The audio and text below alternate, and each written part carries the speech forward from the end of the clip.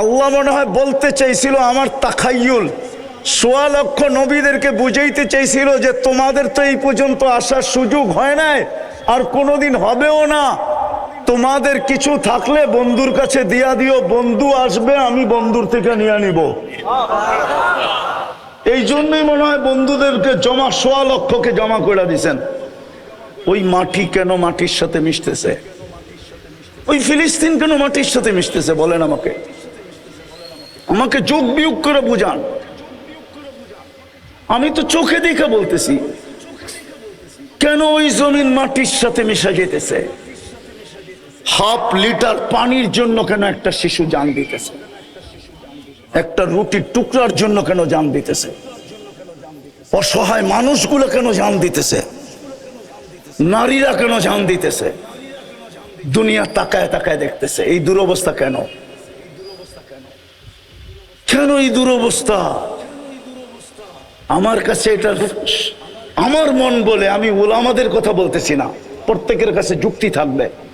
আমার যুক্তিতে বলে আজকে মুহাম্মদুর রাসূলুল্লাহর রঙে রঙিন না। যদি রঙিন হইতাম তাইলে ইতিহাসের পাতা তো আমাকে বলে একজনের জন্য আল্লাহ ফেরেশতা পাঠাইছিলেন। কয়জনের জন্য? হাদিসের কিতাবে আছে, হায়াতুস সাহাবা আনেন, আমি কইলা বাইর করে দিই। ডাকাতে ধরছিল এক সাহাবাকে, ডাকাত বলছে আমি তোমাকে মাল নিয়ে নিব। কয় নিয়ে আনে? হত্যা করব তোমাকে।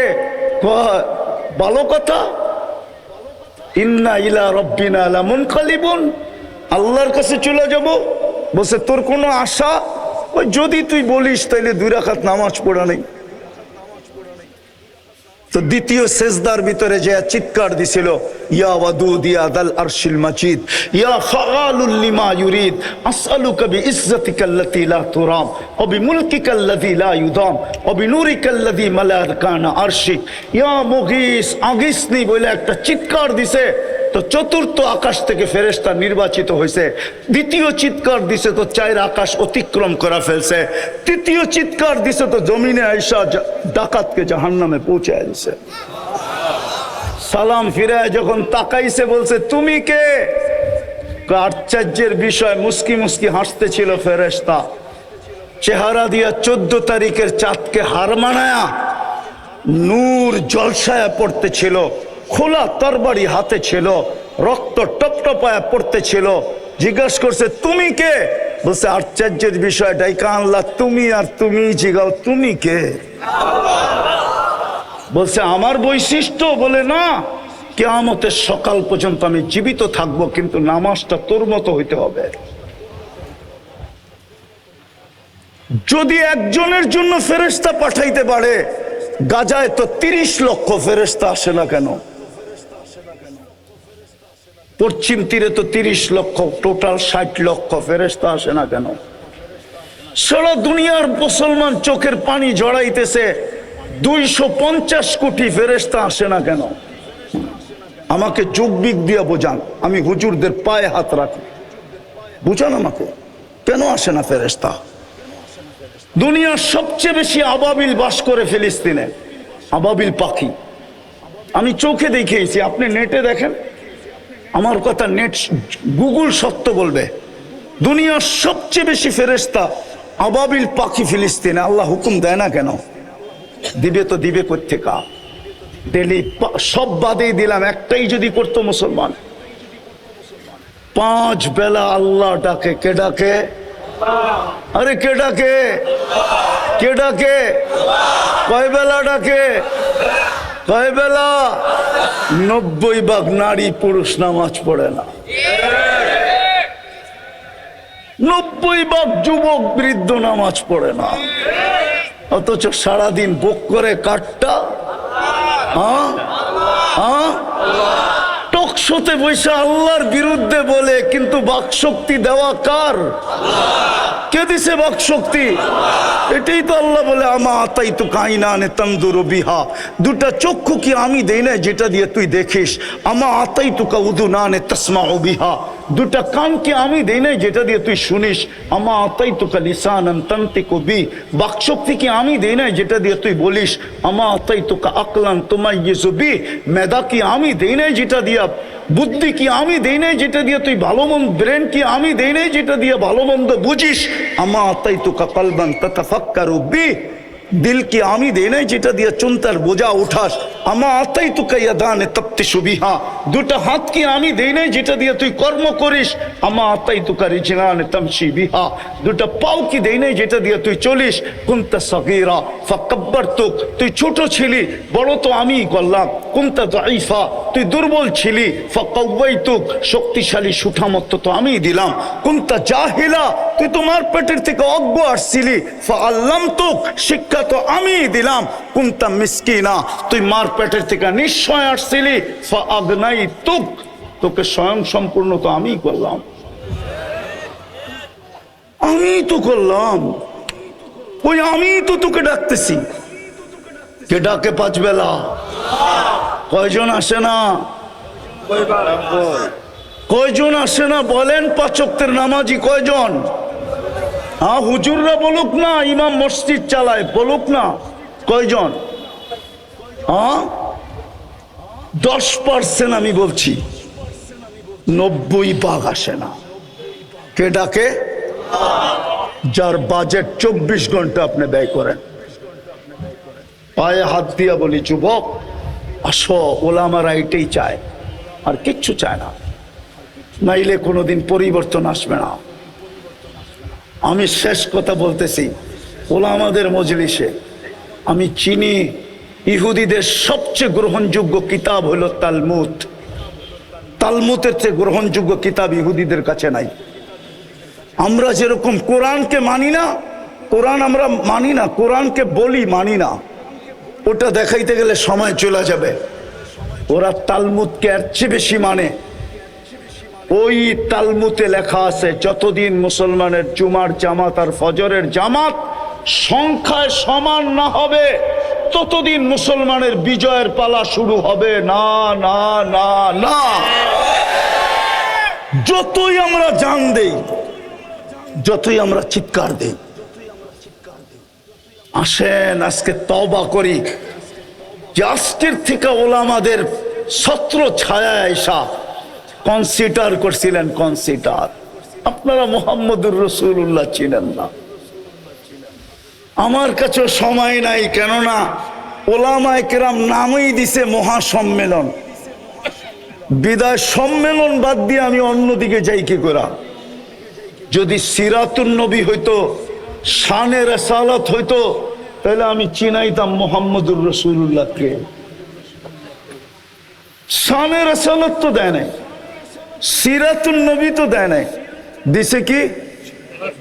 কি কি মহা, জানেন এটা ইংলিশে কি হয়?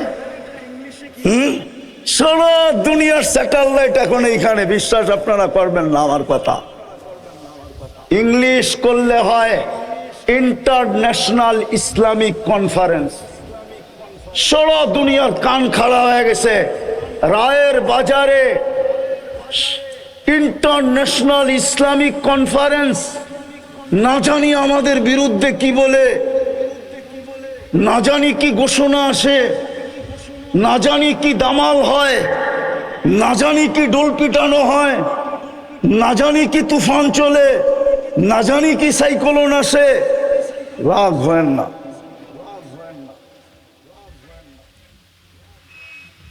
বলেন ইংলিশ আলাদেরকে মহা ইসলামী সম্মেলনের ইংলিশ কি? নাহলে গুগলে যে সার্চ দিয়া দেখেন, ভাষান্তর করে দেখেন।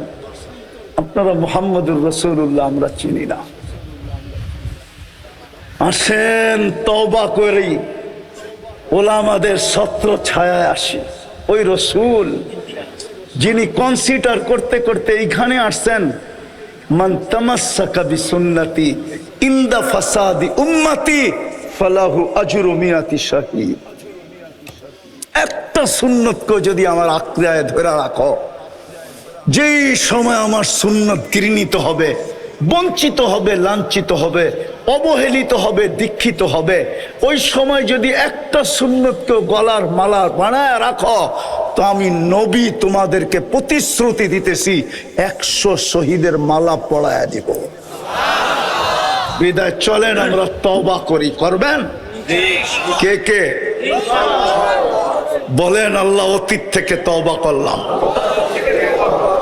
আপনি আমাদের তওবা কবুল করেন। নামান আজকের থেকে অঙ্গীকার করেন। যুবক তোমাদের পায়ে হাত দিয়া বলি, অঙ্গীকার করো যে আমি একটা সুন্নত হইল আমার সঙ্গী বানাবো। বানাবা? ওয়াদা?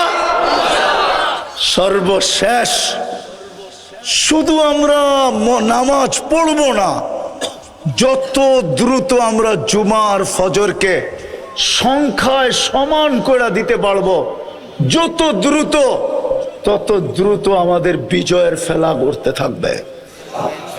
আল্লাহ প্রমাণ দিছে ইসলামের প্রথম যুদ্ধ দিয়া। ইসলামের সর্বপ্রথম ঐতিহাসিক যুদ্ধ কোনটা? কি? আরো জোরে বলেন না। বদর, ঠিক না? মুসলমান কয়জন? কাফের কয়জন? কত? 1000, ঠিক না? মুসলমানের কাছে তলোয়ার কয়টা? কয়টা? হ্যাঁ, আমি একটা বাড়ায় দিলাম, 3টা। কয়টা তলোয়ার? কয়টা? শুধু 3 জনের কাছে তলোয়ার, 310 জন শূন্য হাতে। আল্লাহ মুসলমানকে কিয়ামতের সকাল পর্যন্ত মেসেজ দিছে, ঐতিহাসিক যুদ্ধ, ঐতিহাসিক বিজয়। ঠিক না? ঐতিহাসিক বিজয় না? আপনি জানেন না, মুসলমান জানে না। আমি চিনি জায়গা, আমার সাথে চলেন, আমি ফ্রাঙ্কফুর্টে নিয়ে যাব। আমি চিনি ওই জায়গা, ওই ঐতিহাসিক যুদ্ধ নিয়ে এখনো গবেষণা চলতেছে। দুনিয়ার বিজ্ঞানের মাথায় আসে নাই এটা কি করে সম্ভব। 1100 তলোয়ার আর মাত্র 3টা তলোয়ার, 1000 মানুষ, সামনে 313 জন মানুষ। এই ঐতিহাসিক বিজয় হয়তো হয় কি করে? শুধু জান যায় নাই, আবার কি অবরুদ্ধ, আবার ধরে নিয়ে গেছে। এটাকে কি বলে? বন্দি। বন্দি টাকা দিয়া ছুটে আনিয়ে আসতে হয়েছে। এই বিজয় হলো কি করে? আমি চিনি, আমি ফ্রাঙ্কফুর্টে আমি চিনি ওই জায়গা যেখানে এখনো গবেষণা চলতেছে বদর নিয়া। আমি এইখানে চলে আসছি দিকে এটা মনে করেন না, আমি দুনিয়া চিনি, আমি বড় দুনিয়া চিনি, বড় দুনিয়া চিনি। আলহামদুলিল্লাহ চিনি, আলহামদুলিল্লাহ। আল্লাহ প্রথম দিন মেসেজ দিছে মুসলমানদেরকে, তোমরা আমার বন্ধুর রঙে রঙিন হলে জিতবা, যেমন আমি তোমাদেরকে বদরে জিতায়া দিছি। ওমা রমাইতা ইদ রমাইতা ওয়ালাকিন্নাল্লাহ রমা। আমি যদি আল্লাহকে বলি, আল্লাহ যখন খেলবেন আপনি তো বন্ধুকে রমজান মাসে গরমের ভিতরে নিয়ে গেলেন কেন বদর, 60 কিলোমিটার দূরে মদিনার থেকে। তা আল্লাহ বলে, বেওকুফ, বন্ধু না আসলে তো খেলাই জমবে না, খেলবো কি করে? বন্ধুকে নিয়ে গেছি খেলা জমানোর জন্য।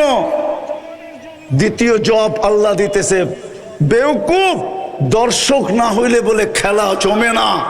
বন্ধুকে আনছি দর্শকের জন্য, খেলছি আমি। বন্ধু দর্শক ছিল, এই জন্য। দর্শক ছাড়া খেলা মজা হয় না।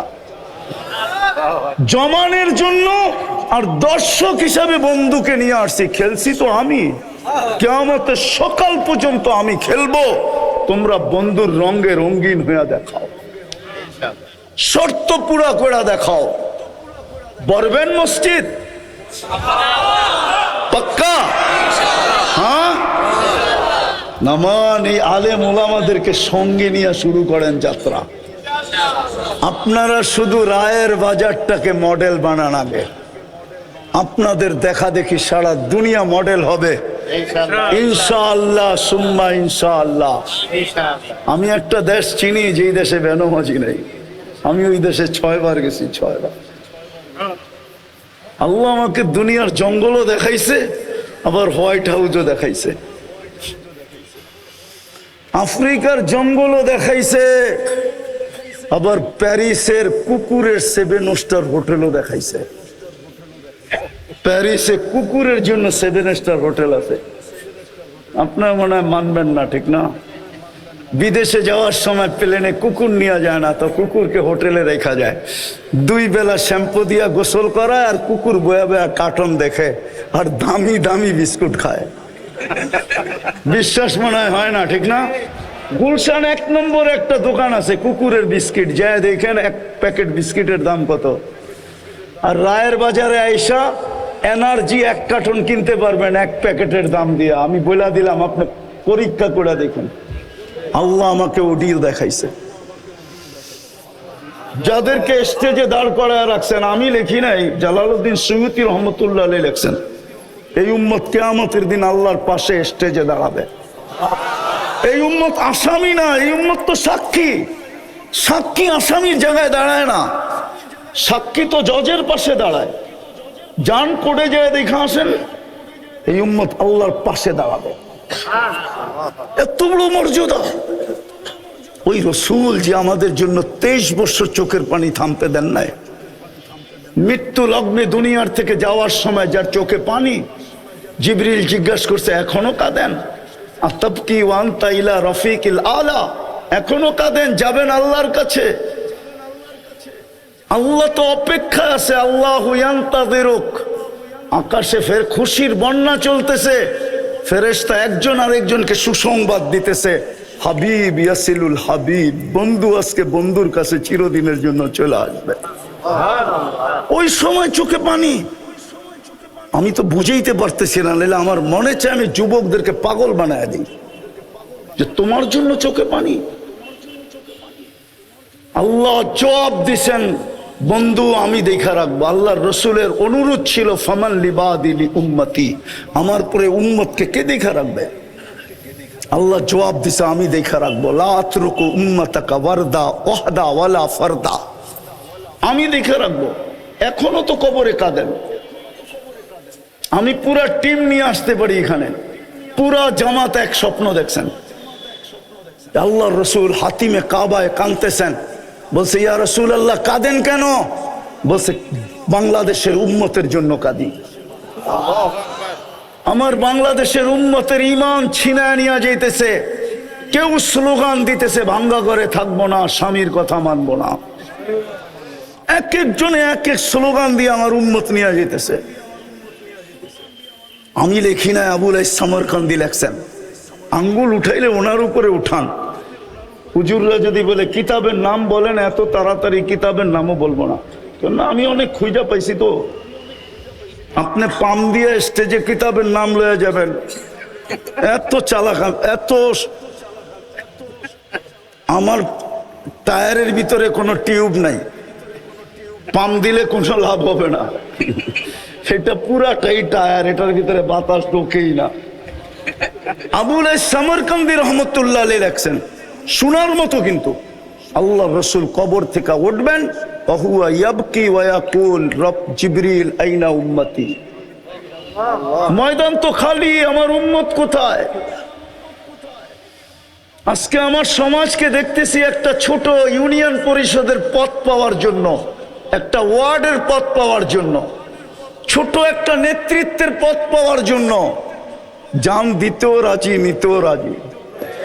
স্ত্রীকে বিধবা করাইতে রাজি, সন্তানকে এতিম করাইতে রাজি, রক্তের বন্যা বওয়ায় দিতে রাজি। এটা ওলামা পরিষদের সভা। বলুক একজনে, প্রমাণ করুক আল্লাহর রসুল কিয়ামতের দিন মাকামে মাহমুদে বসবেন। প্রমাণ করতে পারবে না, বসবেন না, শুধু হাতলের উপরে হাত রেখা দাঁড়ায় থাকবেন। আল্লাহ বলবে, বসেন না কেন? বসে যে 3 জায়গায় ছুটবে, ও বসে কি করে?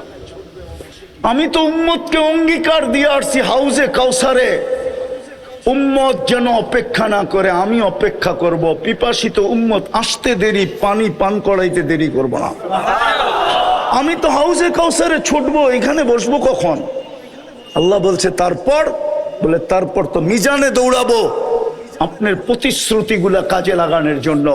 আপনি তো আমাকে বলছেন, সালতু তা শাফি তু শাফা লা ইউখজিকা ফি উম্মতিক সাউফা ইউতিকা রাব্বুকা ফাতারদা।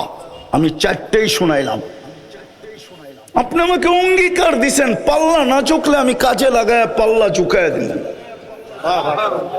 তৃতীয় আমি ছুটবো পলসেরাতে। উম্মত পার না হইতে পারলে দুরুদের কাঠি মাথায় দিয়া পার করায়।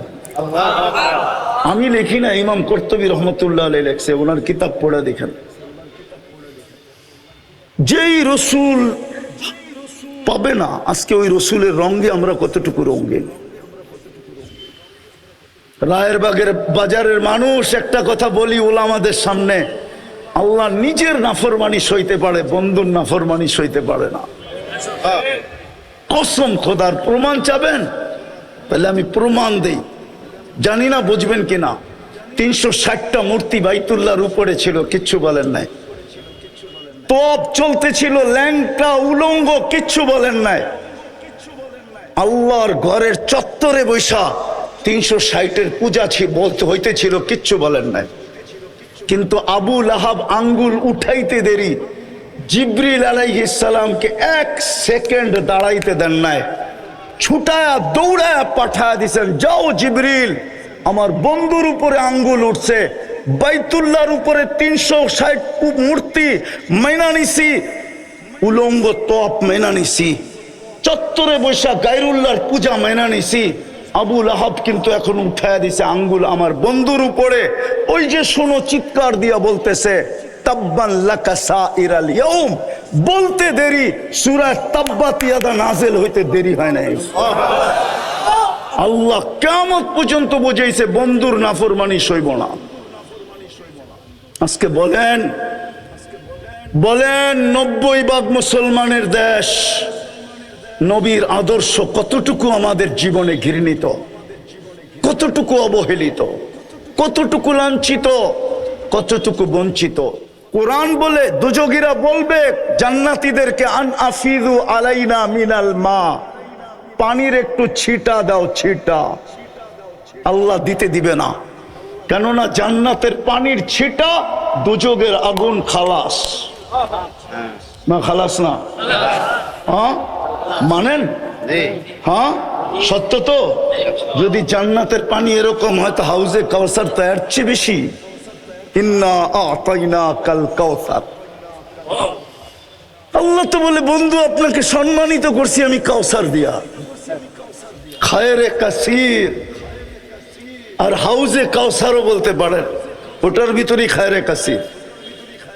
ওই রসুল তিনি বসবে না। আজকে ওনার আদর্শ কই? আপনি হয়তো একটা প্রশ্ন করবেন যে রসুল তো নাই, 1445 বছর চলতেছে, হিজরি সন কত? 45 না 47? 1447 থেকে 10 বাদ দেন, কত থাকে? 1437 বছর আগে আল্লাহ রসুল দুনিয়ার থেকে চলে গেছেন, 10ম হিজরিতে দুনিয়ার থেকে চলে গেছেন, ঠিক না? আপনি বলবেন রসুল তো নাই, আমি ওনার আদর্শে আদর্শবান হব তো হব কি করে? শেষ জায়গায় চলে আসছি, ভালো মতে মন দিয়া। তারপরেই কোরআন বলছে, ও উলুল আমরি মিনকুম, এই যে আমার পিছে যেগুলা বসা আছে, এগুলা এদের কাছে সুরক্ষিত আছে মুহাম্মদুর রাসূলুল্লাহর রং। প্রত্যেকে দোকান খুলা বসা আছে, এদের কাছে পাওয়া যাবে মুহাম্মদুর রাসূলুল্লাহর রং। কোরআন এদের কথাই বলছে, উলুল আমরি মিনকুম। কোরআনও বলে, আওরাসনাল কিতাবাল্লাযী নাসতাফাইনা মিন ইবাদিনা। সূরা ইব্রাহিমও বলে, যেখানে প্রশ্ন আসে, প্রশ্ন, আলিফ লাম রা কিতাবুন আনসালনা ইলাইকা লিতুখরিজান নাসা মিনাজ যুলুমাতি ওয়ান নূর।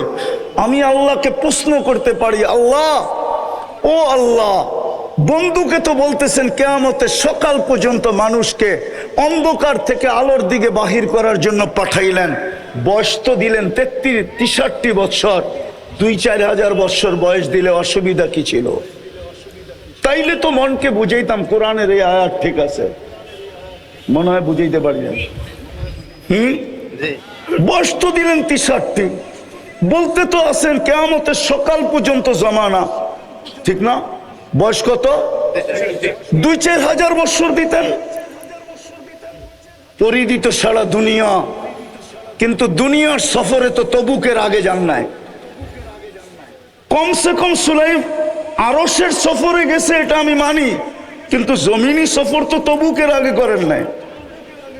দিয়া দিতেন সুলাইমান আলাইহিস সালামের মতো একটা, সকালে একবার চক্কর দিত, বিকালে একবার চক্কর দিত, তাইলে তো বুঝতাম গুদুহা শাহরুন ওয়া রাওয়াহুহা শাহরুন। তাও তো দিলেন না। আল্লাহ জবাব দিতেছে, বেওকুফ, তুই কোরআন পড়ো, কোরআন বুঝলি না। বন্ধুকে যদি 4000 বছর বয়স দিতাম তো তুই নায়েবে রসুল হইতি কোত্থেকা? তুই ওয়ারাসাতুল আম্বিয়া হইতি কোত্থেকা? ওয়াওরাসনাল কিতাবাল্লাযীনা ইসতাফাইনা সত্য হইতো কোত্থেকা? বন্ধুকে নিয়ে গেছি, তোকে দায়িত্ব দিয়া দিছি, তোকে ওয়ারাসাতুল আম্বিয়া বানায় দিছি। এই জন্য রায়ের বাজারের ওলামারা আপনাদের পিছে পড়া 12টা বাজায় দিছে, পুরো 12টা বাজে। এই জন্য এরা আপনাদের পিছে পড়া 12টা বাজায় দিছে। জানি না গত বছর কয়টা বাজাইছিল, কিন্তু এই বছর 12টা বাজায় দিছে, এটা সত্য। শুধু আপনাদের পিছে পড়ছে এই জন্য। আর প্রমাণ নিবেন, যেই সমাজে অটো চালাইলে মাসে 30,000 কামানো যায়, ওই সমাজের ইমাম কেন 12,000 টাকার বেতনে জীবন কাটায় দেবে? কেন 12,000 টাকার বেতনে জীবন কাটায় দিবে? বেতন যদি হইতো তাইলে তো বুঝতাম যে 12,000, কিন্তু কমিটির বড় বড় চৌকটি যাইব কই? বড় বড় চৌক তো সহ্য করতে হয়, ঠিক না? হ্যাঁ, পানের তে চুন খসতে দেরি, গর্জিয়া উঠতে দেরি করে না। রাগ হয়ে গেলেন? কেউ কমিটির থাকলে রাগ হয় না, পায়ে হাত রাখি, বুঝানোর জন্য বলতেছি। এই জন্য ওনারা আপনাদেরকে 12টা আজকে বাজায় দিছে। আমি আর বেশি বাজাইতে চাইতেছি না, 12টা বাজছে, এই পর্যন্তই থাক। এই জন্য নিজেকে দামি বানায় যেতে হবে। দামি বানায় গেলেই জান্নাত দিয়া কিনবে, নাইলে কিনবে না। আর দামি বানানোর একমাত্র রং মুহাম্মাদুর রাসূলুল্লাহ। আজকে আমি বিশ্বাস করি এটাই, যে মুসলমানের এই দুরবস্থা কেন। 250 কোটি মুসলমান, 60টা মুসলিম দেশ, দুরবস্থার চিত্র মনে হয় আপনাদের সামনে আসে নাই? আসছে না আসে নাই?